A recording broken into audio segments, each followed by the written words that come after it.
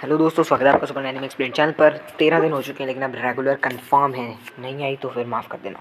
तो एपिसोड की शुरुआत में हम देखते हैं कि 3 बच्चे जो हैं बहुत परेशान कर रहे होते हैं ट्रेन के अंदर बैठे हुए। तो बाकी लोगों को यहाँ पे बहुत ज़्यादा परेशानी हो रही होती है। टोक्यो रेंजर का सीजन का एपिसोड 4 है। और हिनाता यहाँ पे आकर उनको रोकती है और भाई वो कहते हैं कि वो एक बूढ़ी ओल्ड लेडी को भी यहाँ पे बैठने दे रहे। तो वो यहाँ पे ओल्ड लेडी के लिए सीट बनाती है। थोड़ी देर बाद उन दोनों के लिए भी सीट बन जाती है और वो वहाँ बैठ जाते हैं। तो वो कहती है कि वो कितनी तगड़ी है ना, मतलब अच्छी है ना। तो यहाँ पे नादा कहती है कि तुम्हारा ड्रीम क्या है। और वो कहता है कि ड्रीम, मेरा कोई ड्रीम भी था क्या 15 साल पहले। तो वो कहती है कि क्या मतलब तुम्हारा कोई ड्रीम तो होगा। कहती है कि अब मैं तुम्हारी पढ़ाई में बहुत मदद करूँगी। तो भाई वो यहाँ पे पढ़ाई करने के लिए हिनाता के घर आ जाता है। तो भाई वो पहली बार मतलब किसी लड़के के घर आया तो वो मतलब थोड़ा शर्मा जाता है।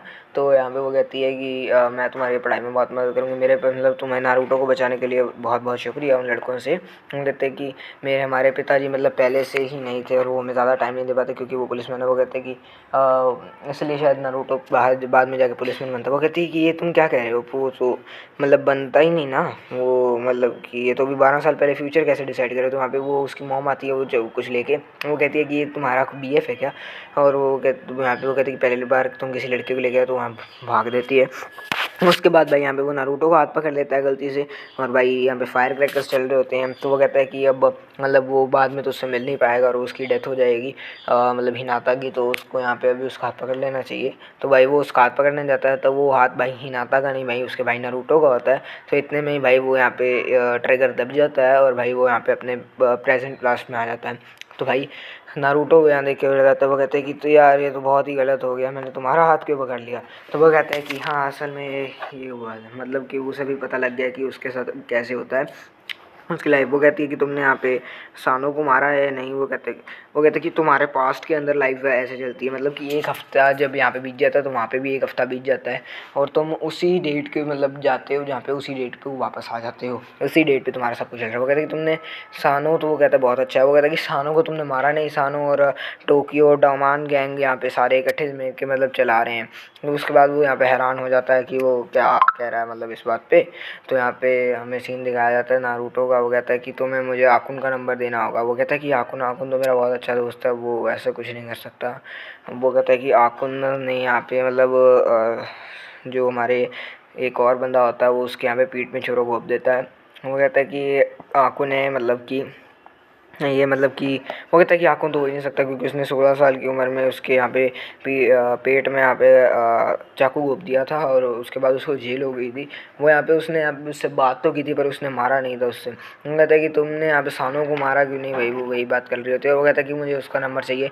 नारुतो उसके घर की हालत देख के बहुत ही बेहाल हो जाता है और यहाँ पे उसके घर से उसको यहाँ पे आकुन का नंबर भी मिल जाता है। भाई वो आकुन के घर जाते हैं। उसके बाद अब तैयार वगैरह होकर के वो कहता है कि ये तो बहुत ही पुरानी डायरी है, क्या इसके अंदर कुछ मिलेगा। तो भाई वो उससे आकुन का नंबर मिलता है और भाई वो यहाँ पे उसके वो कहता है कि आकुन ने तो मुझे उसको कुछ नहीं बताया, आकुन उसका बहुत ही प्यारा दोस्त था। वो कहता है कि तुम हम अगर अभी कभी नहीं मिलेंगे। तो आकुन कहता है कि अब हम कभी नहीं मिले लेकिन हम दोस्त तो रहेंगे ही ना। उसके बाद हम वो उनके घर उसके घर चले जाते हैं। वो नॉक करते हैं डोर पे। तो वो कहता है कि आकुन का कोई चाल तो नहीं होगी ना, क्योंकि वो अभी तक पुलिस के हाथ में भी नहीं आया। वो कहता है कि नहीं वो बहुत ही अच्छा है। तो भाई आकुन उसको देख के यहाँ पे बहुत ही हैरान हो जाता है और भाई उससे गले मिलता है और वो अपने पुराने बीते जो अच्छे दिन हैं उनको याद करने लगते हैं। वो कहता है तो जो आकुन है उसके पास सब कुछ होता है भाई, गाड़ी पैसा शोहरत लड़कियाँ सब कुछ उसके पास होता है। बट वो कहता है कि तुम्हारे पास सब कुछ है। तो वो कहता है कि नहीं कुछ चीज़ें होकर भी मेरे पास नहीं है। वो भी ताकीमीची भी यही कहता है कि कुछ चीज़ें उसके पास भी हो कर के नहीं है। तो यहाँ पे जो वो कहता है कि नारुतो ने उसे बचाया था, जो उसको धक्का दिया था वो यहाँ पे आकुन ने ही दिया था। तो वो कहता है कि तुम्हें उस टाइम ही मर जाना चाहिए था, नारुतो ने उससे शायद पता लग गया था क्योंकि तुम यहाँ पे टाइम ट्रैवल कर सकते हो। तो वो कहता है कि तुमने मुझे ये बताओ कि धक्का क्यों दिया था। वो कहता है कि तुम्हें यहाँ मर जाना चाहिए था पर अब तुम सभी को बचाना होगा तुम्हें पास में जा कर के। और भाई आकुन यहाँ पे अपनी जिंदा देकर यहाँ मतलब जान दे देता है। ये चीज़ कूद जाता है और भाई पीछे से जान दे देता है। ये चीज़ यहाँ पे हमारा किसाकी भी देख रहा होता है भाई पीछे से। तो उस वो मौत की जब उसकी हो जाती है उसको किसाकी भी देख लेता है। वो कहता है कि ये सब मतलब कि डोमान गैंग का ही काम है, ये सब मतलब कि डोमान के कारण ही ये सब हुआ है। तो भाई किसाकी ये सब देख रहा होता है। नारुतो उसको कहता है कि पुलिस भी आ जाती है और नारुतो से कहता है कि उसे ज़्यादा कुछ पुशअप करने की ज़रूरत नहीं है।